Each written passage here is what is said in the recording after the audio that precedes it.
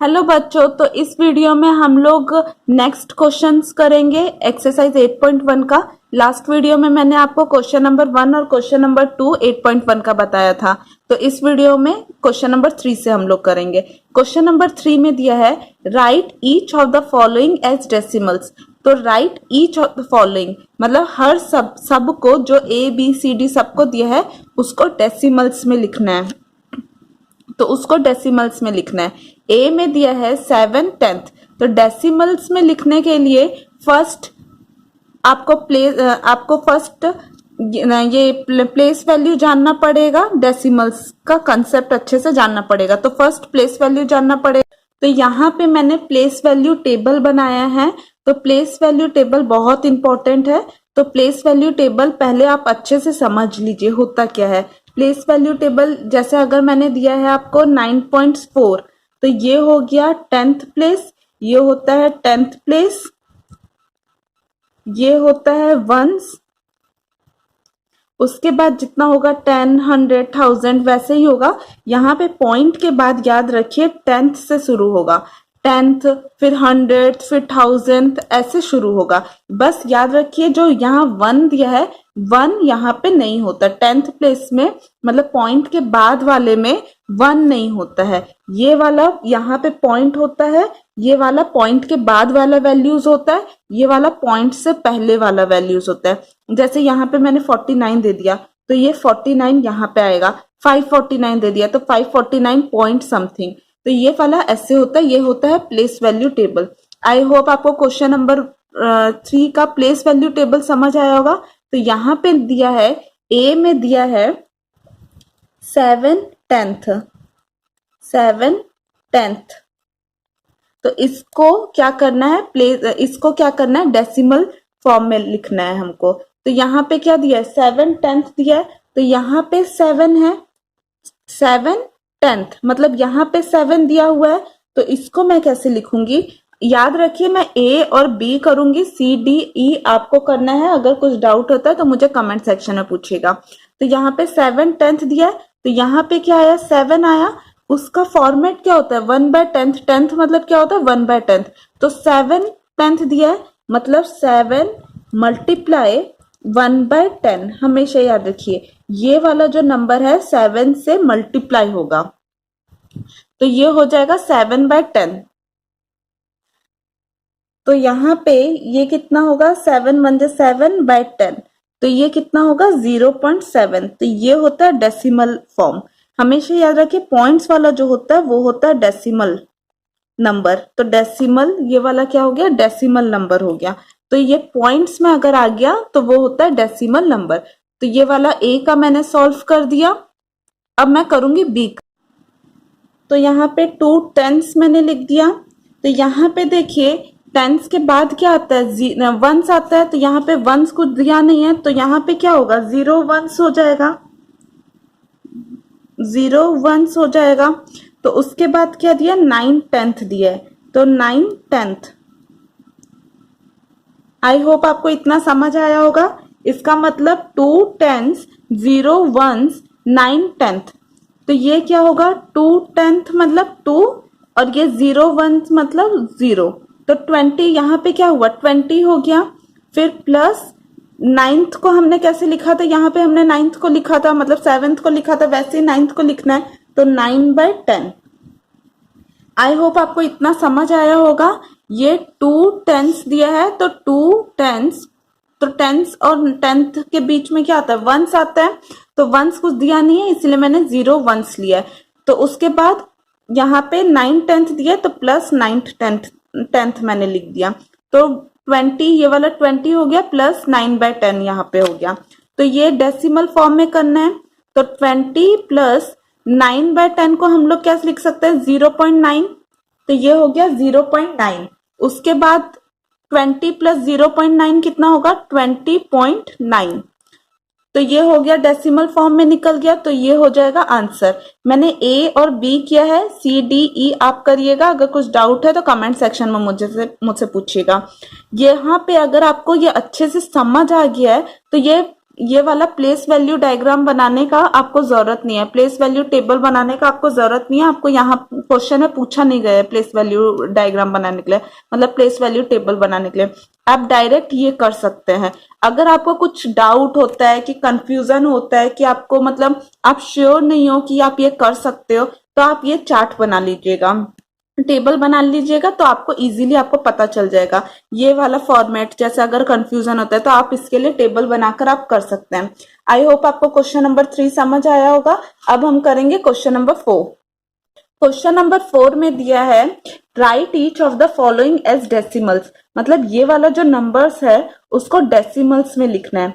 तो यहाँ पे देखिए 5/10, 5/10 को डेसिमल्स में कैसे लिखेंगे हम लोग? 5/10 डेसिमल मतलब पॉइंट वाला नंबर जो होता है उसको डेसिमल बोलते हैं, पॉइंट्स हो जिसमें।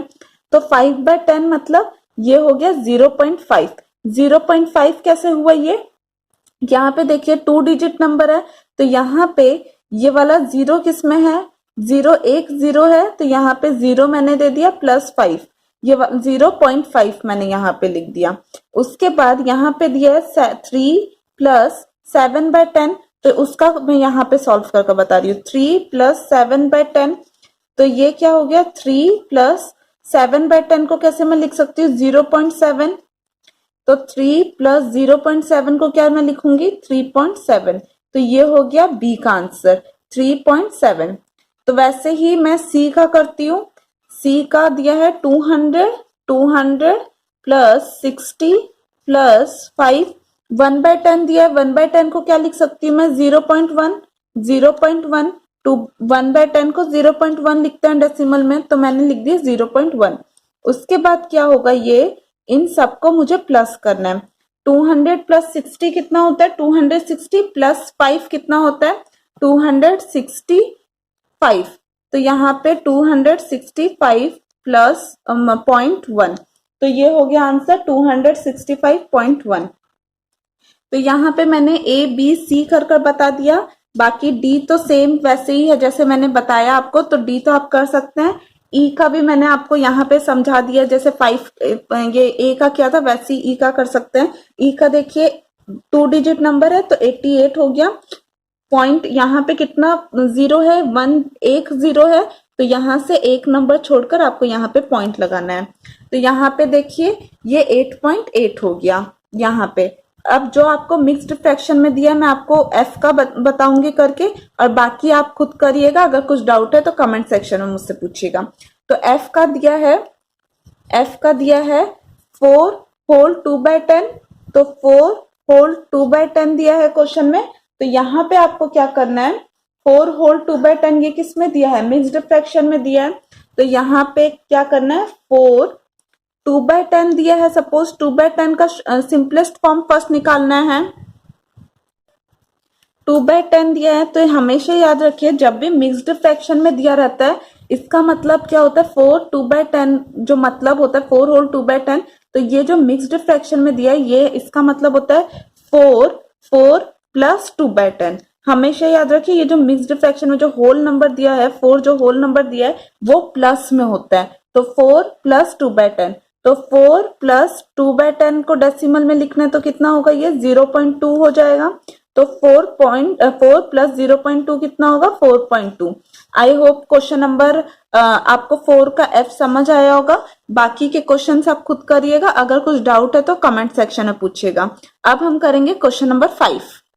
क्वेश्चन नंबर 5 में दिया है write the following decimals as fractions, मतलब जो डेसिमल्स में दिया है उसको फ्रैक्शन में लिखना है। राइट द फॉलोइंग डेसिमल्स, जो फॉलोइंग डेसिमल्स दिया गया है, नीचे जो डेसिमल्स दिया गया है एज फ्रैक्शन, माने उसको फ्रैक्शन में लिखना है। उसके बाद क्या दिया है? Reduce the fraction to lowest form, मतलब जो रिड्यूस करना है लोएस्ट फॉर्म में उसको, मतलब जो फ्रैक्शन निकलेगा उसको लोएस्ट फॉर्म में कन्वर्ट करना है। ए का दिया है 0.6, तो 0.6 दिया है यहाँ पे। ए का दिया है 0.6, तो यहाँ पे मैंने 0.6 लिख दिया। इसको फर्स्ट क्या करना है? फ्रैक्शन में लिखना है, इक्वल टू यहाँ दीजिएगा। तो फ्रैक्शन में ये क्या होगा? 6/10 हो जाएगा। फ्रैक्शन में 6/10, फ्रैक्शन में क्या होता है? ये P/Q फॉर्म में होता है, मतलब न्यूमरेटर होता है डिनोमिनेटर होता है। तो यहाँ पे न्यूमरेटर हुआ 6 और डिनोमिनेटर हुआ 10। तो यहाँ पे देखिए इसको फ्रैक्शन फॉर्म में मैंने अब लिख दिया। उसके बाद क्या दिया, reduce the fraction to lowest form, मतलब इसको अब लोएस्ट फॉर्म में कन्वर्ट करना है। अब देखिए 6 और 10 दोनों कौन से नंबर, कोई ऐसा नंबर ढूंढना है हमें जो जिसमें 6 भी आए 10 भी आए। तो वो नंबर है 2, मतलब इसका मतलब क्या हुआ, आपको कॉमन फैक्टर निकालना है। 6 का और 10 का कॉमन फैक्टर निकालना है। तो कॉमन फैक्टर 6 का और 10 का क्या है, 2 है। मतलब 2 6 के टेबल में भी वो नंबर, मतलब 2 के टेबल में 6 भी आता है, 2 के टेबल में 10 भी आता है। इसका मतलब क्या हुआ, 2 फैक्टर है 6 का और 10 का। तो 2 के टेबल में 6 कहाँ आता है, 2 के टेबल में 3 जा 2 3 जा 6।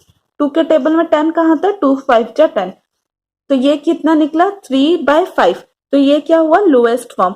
अब इनका कॉमन फैक्टर कुछ भी नहीं है, 1 ही डायरेक्ट इनका कॉमन फैक्टर है। तो ये क्या हुआ, लोएस्ट फॉर्म में मैंने निकाल दिया। तो यहाँ का ये वाला पार्ट का जो आंसर है मैंने यहाँ पे सॉल्व कर दिया, ये वाला पार्ट इसका आंसर है। I hope question number A आपको समझ आया होगा। बी भी आपको वैसे ही करना है, सी भी आपको वैसे ही करना है। मैं आपको ई करके बता देती हूँ क्योंकि ई में 2 डिजिट है, मतलब 3 डिजिट का नंबर है। तो मैं ई बता देती हूँ। ई दिया है 13.7, तो ये कैसे होगा, 13 137 फर्स्ट लिखना है। 13.7 दिया तो 137 लिखना है। पॉइंट के बाद कितना नंबर है, एक नंबर है, तो यहाँ पे बाय 10 लिखना है। हमेशा याद रखिए पॉइंट के बाद 1 डिजिट नंबर है, तो मैंने यहाँ पे इसीलिए 10 लिखा, 10 पुट करना है आपको। तो यहाँ पे 10 हो गया, यहाँ पे 137 हो गया। उसके बाद देखिए ये दोनों का कॉमन फैक्टर कुछ है क्या, 10 में 10 कौन कौन से टेबल में आता है, 2 के टेबल में आता है, 5 के टेबल में आता है और डायरेक्ट 10 के टेबल में आता है। और 2 के टेबल में 137 नहीं आता, 5 के टेबल में 137 नहीं आता, 10 के टेबल में भी 137 नहीं आता। तो इन दोनों का कोई भी कॉमन फैक्टर नहीं है। तो ये क्या है, ये ऑलरेडी लोएस्ट फॉर्म में दिया है, तो यही आंसर हो जाएगा, 137/10 आंसर हो जाएगा। आई होप आपको क्वेश्चन नंबर 3 4 5 समझ आया होगा। अगर आपको कुछ डाउट है तो मुझे कमेंट सेक्शन में पूछिएगा। अगर आपको वीडियो पसंद आता है तो लाइक करिए। अगर आपने अब तक मेरे चैनल को सब्सक्राइब नहीं किया तो प्लीज सब्सक्राइब कर दीजिएगा, ताकि मेरा नेक्स्ट वीडियो का नोटिफिकेशन आपको मिले। और अपने फ्रेंड्स के साथ प्लीज शेयर करिएगा, ताकि जो आपके क्लासमेट है वो भी सॉल्व कर पाए। Thank you.